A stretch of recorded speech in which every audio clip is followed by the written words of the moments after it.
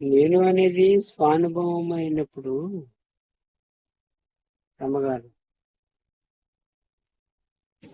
చెప్పండి గురుగారు.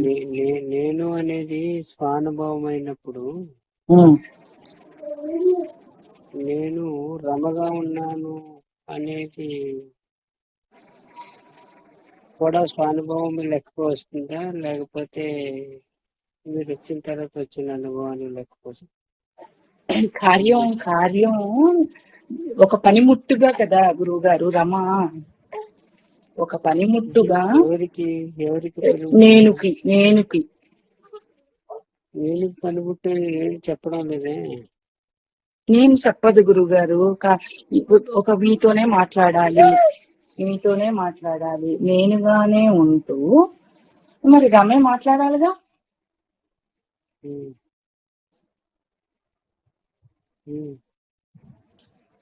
నేను మాట్లాడుతుందంటారా, రమ మాట్లాడుతుందంటారా?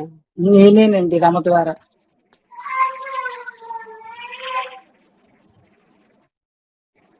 నేనే కదా గురుగారు, రమ మైకు కదా. అప్పుడు రమ అనేది వ్యవహారం కొరకు మాత్రమే ఉండాలి, స్వానుభవంగా నేనుగా ఉంటే సరిపోతుంది కదా. అదే ముఖ్యం అంటే వ్యవహారం కొరకు మాత్రమే రమ. ఎందుకంటే మనుముట్టు అంటున్నారు కాబట్టి నేను కంటే మీకే. అవును గురువు గారు. మీరు ఎవరుగా ఉన్నారు ఏదిగా ఉన్నారో ఆ మీకు అని. మెలకువరాకపోవడం మీరు ఎవరుగా ఉన్నారో ఏదిగా ఉన్నారో ఆ మీకు మేల్కొన్న తర్వాత వచ్చిన రమ మీకు ఉపకరణమని గుర్తించి ఉండుట. ఉపకరణం ఎప్పుడు అవసరం ఉంటుంది? ఇప్పుడు మీ పట్టుగారు ఉందనుకోండి, ఎప్పుడు అవసరం ఉంటుంది? కిచెన్ లోకి వెళ్ళి ఏదైనా గిన్నె అవసరమైనప్పుడు పట్టుగారితో పని ఉంటుంది. కానీ ఎప్పుడు పట్టుగారు ఎప్పుడు చేతితో తిరుగుతారు? ఎటు మీరు తిరగరు. పట్టుకారము ఉంది కానీ ఉపయోగించరు. ఎప్పుడు ఉపయోగిస్తారంటే అవసరమైనప్పుడు ఉపయోగిస్తారు. అట్లాగా రమ అవసరమైనప్పుడు ఉపయోగించేలా ఉండాలండి పట్టుకారులాగా. అప్పుడు అది మీకు ఉపకరణ అవుతుంది, మీరు స్వానుభవంగా ఉన్నవారు లెక్క వస్తారు. మరి అంటే ఇంకా తెలియబడినట్టే, ఇంకా ఏంటి ఆ మాయ లేదా అజ్ఞానం అది కొంచెం ఇంకా ఉన్నట్టు. అవన్నీ మాట్లాడుతున్నారంటే పట్టకారి మాటలు లెక్క వచ్చేస్తున్నాయి కదా. వచ్చేస్తుంది గురువు గారు. పట్టకారికి మాటల్లో అసలు రాధిక మరి పట్టకారికి మాటల్లో. ఎందుకంటే పట్టకారు వాడికి పనిముట్టు. వాడు మాట్లాడాలనుకుంటే మాత్రమే పట్టకారికి మాట వస్తుంది. అవునండి, అంతేనా? అవునండి. వాడు ఎప్పుడు మాట్లాడాలనుకుంటాడు? వ్యవహారం మీకు కిచెన్ లో మీ పట్టగారు ఎప్పుడు ఉపయోగిస్తారు? మీకు పని ఉంటే కదా. పని లేకపోతే మీరు పట్టగారు ఎందుకు ఉపయోగిస్తారు? కిచెన్ లోకి వెళ్ళి ఏ వంటన్నా చేసుకున్నప్పుడు అది వేడిగా ఉంది కాబట్టి దించాలి కాబట్టి పట్టగారు అవసరం వచ్చింది. అప్పుడు దాకా దాన్ని ముట్టేకోరు కదా. అవునండి. అట్లా వదిలేసి ఉండుట వ్యవహారం కొరకు. చాలా గురువు గారు మొన్న కూడా చెప్పారు యూట్యూబ్ లో. వ్యవహారానికి రమగా ఉండు, స్వానుభవంగా నేనుగా ఉండు. నేనుగా ఉండడం అనేది మీ స్వానుభవము, అది వ్యవహారం కాదు. దేనికి వ్యవహారం లేదు. నేనుగా ఉండడంలో వ్యవహారం లేదు. నేనుగా ఉన్నారంతే. ఆ నేను ఎవరు కాదు, ఏది కాదు. అది స్వయము. పట్టగారు అనేది గుర్తిస్తే నిజంగా పట్టకారికి వ్యవహారం లేదు. అవునండి. ఉందంటారా? లేదండి. కానీ నేనుకు అవసరం అయినప్పుడు ఇది ఉపకరణం కాబట్టి నేనుకు ఉపకరణంగా ఉంది అంతే పట్టగారు. అవునండి. నేను ఉపయోగించుకునే వస్తువుగా ఉంది పట్టుగారు. అవును. ఇక్కడ ఎవరు పట్టుగారు? రమ. కాబట్టి రమ నేను ఉపయోగించుకునే వస్తువుగా ఉండాలి. నేను ఉపయోగించుకునే వస్తువు ఉన్నప్పుడు నేను స్వయం అవుతుంది. ఇది కార్యార్థమై ఉపయోగించుకునే వస్తువుగా ఉంటుంది. అవును గురువు గారు.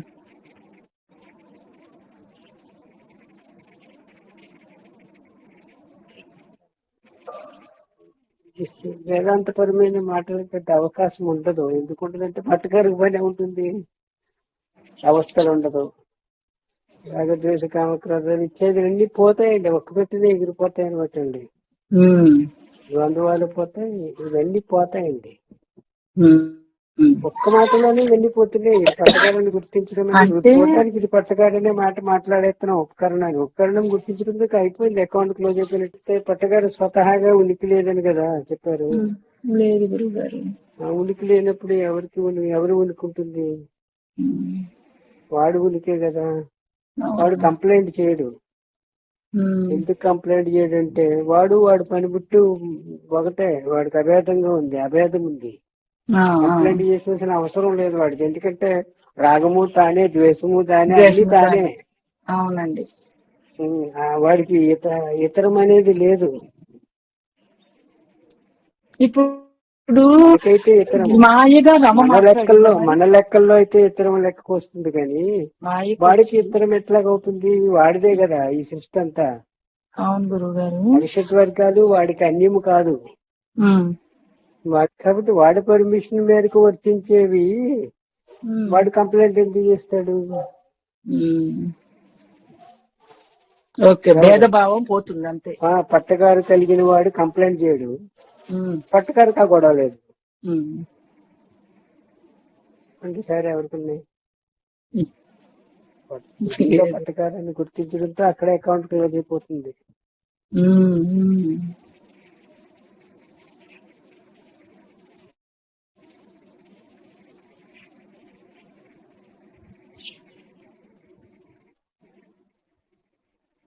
ఎప్పుడైతే పట్టగారు కలిగిన వాడిగా ఉంటారు, ఉమ్, ఉమ్, లేకపోతే పట్టగారుగా ఉంటారు. పట్టగారుగా ఉండి వాడు ఉపయోగించుకుంటున్నాడు అని ఉన్నప్పుడు దాన్ని శరణాగతి అన్నారు మాటకొచ్చి.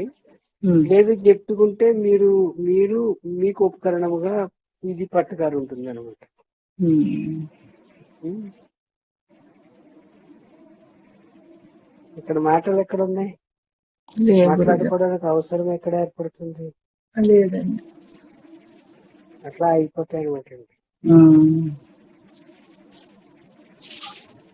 ఇక్కడ పోగొడు మరుపు కార్యం వాడే. చేసుకున్నట్టు చేసుకుంటూ పోతాడు.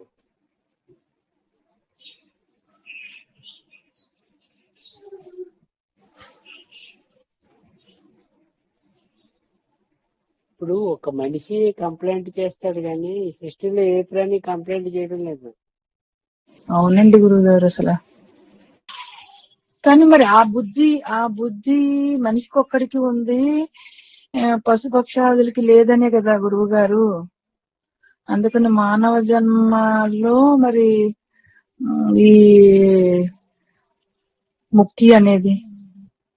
కానీ పశుపక్షాదులకు కూడా ముక్తి ఉంది అని మన పురాణాలు మళ్ళీ కదా.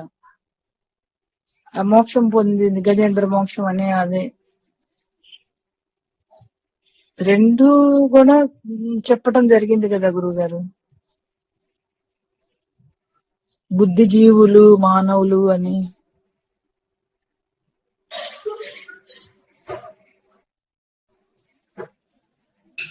అవి మన లెక్కలే, ఆ లెక్కలు అనేది మనమే లెక్క ఉండదు, ఈ అంటారు. లెక్కలే వర్తిస్తాయి. ఓకే గురువు గారు.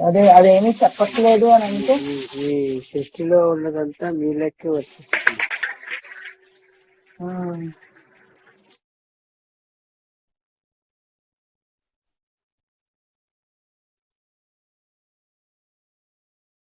ఎందుకంటే ఇదే ఉపకరణం నిజమైతే అది ఉపకరణమే కదా లెక్క వస్తుంది. ఈ ఉపకరణం నిజమైతే అది కూడా ఉపకరణమే కదా మీకు.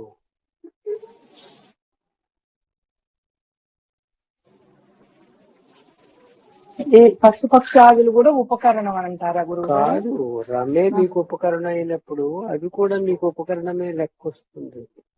అవును గురువు గారు. మరేమి అప్పుడు వాటిని అప్పుడు మీ మాటే వర్తిస్తుంది. మీ ఉపకరణంకి ఇక్కడ సత్తా ఉంటే దానికి ఉంటుంది, మీకు లేకపోతే దానికి ఉండదు. వీళ్ళకే వర్తిస్తుంది. మీరు ఉపకరణం అనేసారనుకోండి, ఉపకరణం అని అనేసారనుకోండి, ఇంకా అక్కడితో కథం కదా. దీన్ని ఏమి అందం కుదరదు, ఎందుకంటే అది కూడా మీకు ఉపకరణమే లెక్క వస్తుంది ఆ నేనుకి. నేనుకి ఉపకరణం అంటే ఒక రమ అనుకుంటున్నారు కాదు, రమతో సహా సకలము నేను ఉపకరణమే. అవునండి, ఉపకరణం చేసుకుంటే చాలు. ముందు దీన్ని ఉపకరణం అని గుర్తిస్తే ఈ ఉపకరణం లెక్కే వర్తిస్తుంది.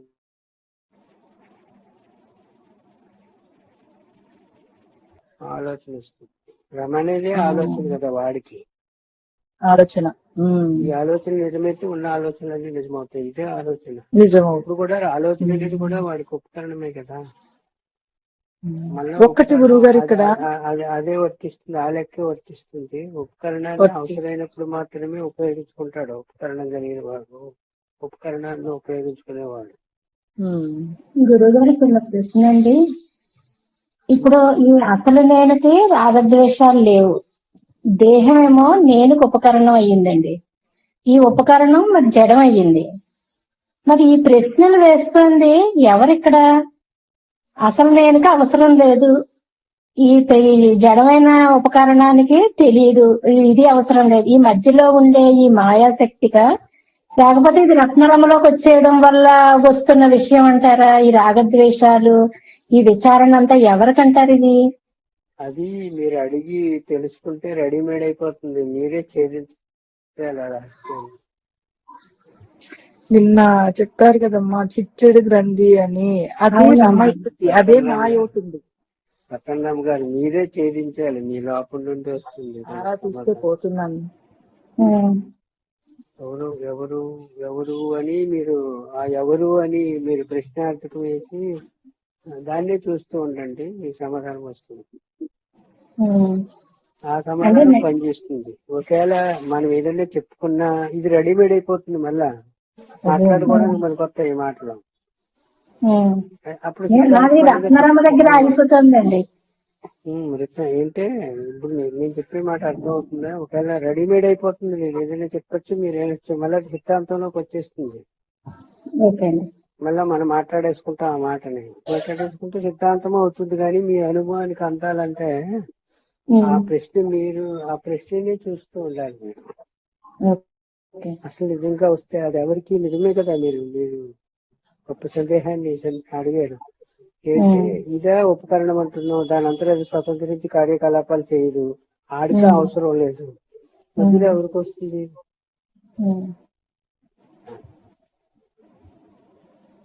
అవును, ప్రశ్నించాలి, మీరు ప్రశ్నించుకోవాలి. ప్రశ్నించుకుంటే సమాధానం ఉంది, మీ దగ్గరే ఉంటుంది. అది ఆ సమాధానం మీకు ఉపయోగపడుతుంది. విన్న సమాధానం ఉపయోగపడదు, విన్నది రెడీమేడ్ అయిపోతుంది. అవునండి, నాకు నా ప్రశ్నలోనే సమాధానం ఉంది కనుక. ప్రశ్నలో ఉన్న సమాధానాన్ని మీరు గుర్తించినప్పుడు ఆ సమాధానం మీదవుతుంది. అవునండి, మళ్ళీ ప్రశ్న పుట్టదు. ఆ ప్రశ్న పుట్టదు, ఇప్పుడైతే పుడుతుంది. ఎందుకంటే ఎవరో చెప్పేస్తున్నారు, రెడీమేడ్ ఆన్సర్ కదా, ఎవరో చెప్పేస్తారు. చెప్పేస్తే మీరు వినేస్తారు. మళ్ళీ అది ఊరికే అది విన్న మాటే కానీ మీ నుంచి వచ్చిన మాట లెక్కకు రాదు. మీ సొంతం అయిపోవాలంటే మీరే దాన్ని మీరే చూడాలి. దాన్ని చూస్తే మీకు సమాధానం వస్తుంది మీరుండే. ఆ సమాధానం మీరైపోతారు. అప్పుడు ఇక మళ్ళా ప్రశ్న రాదు. ఏ ప్రశ్నకి సమాధానము దొరికితే ఇంకా ప్రశ్న ఉదయించకుండా ఉంటుంది, దానికి సమాధానం అనేది అర్థం. ఇంక మరలా ప్రశ్న పుట్టదు. పుడితే ప్రశ్నల పరంపరలో ఉన్నట్టే గాని సమాధానం దొరకలేనట్లు లెక్క.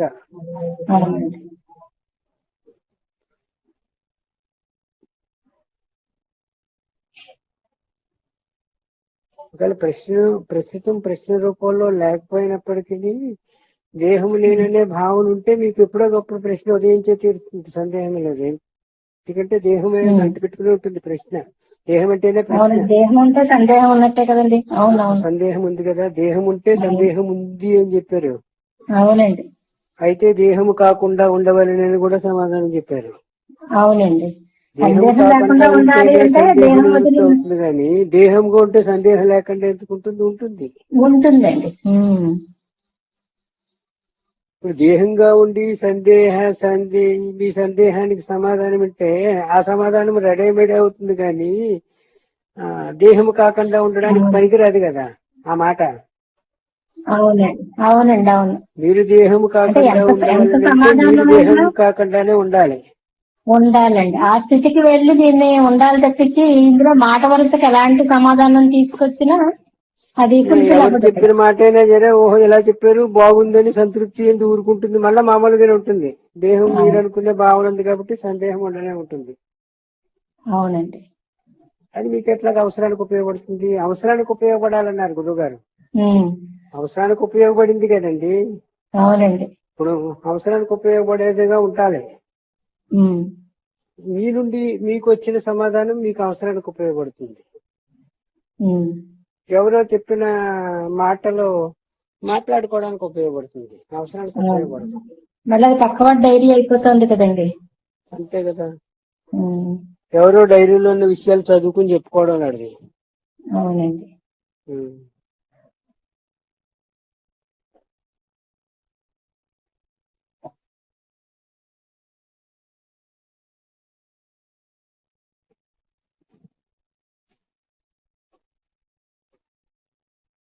దేహం ఉంటే సందేహం ఏదో రూపంలో అంటుపెట్టుకుని ఉంటుంది. ఇప్పుడు అవునండి. సందేహ రూపంలో ప్రశ్న రూపంలో ఉండకపోవచ్చు, తర్వాత అయినా వస్తుంది. ఎందుకంటే దేహం ఉంది కాబట్టి. ఉమ్. మరి సందేహం పోవాలంటే ఏమి? దేహస్థితి దేహము దాటాలండి. కాకుండా ఉండుట, దేహము కాకుండా ఉండవాలి. అంతే అంతే. అలాగే కదా చెప్పారు, కలగాని దేహం కాకుండా ఉండవాలి. దేహం కాకుండా ఉండవాలి అంటే ఏం చేయాలి? దేహం కాకుండా ఉండవాలి మరలా. చూసారా? దానికి ఏం చేయాలి? మాటలు కుదరదు. దేహం కాకుండా ఉండవాలంటే ఏం చేయాలి?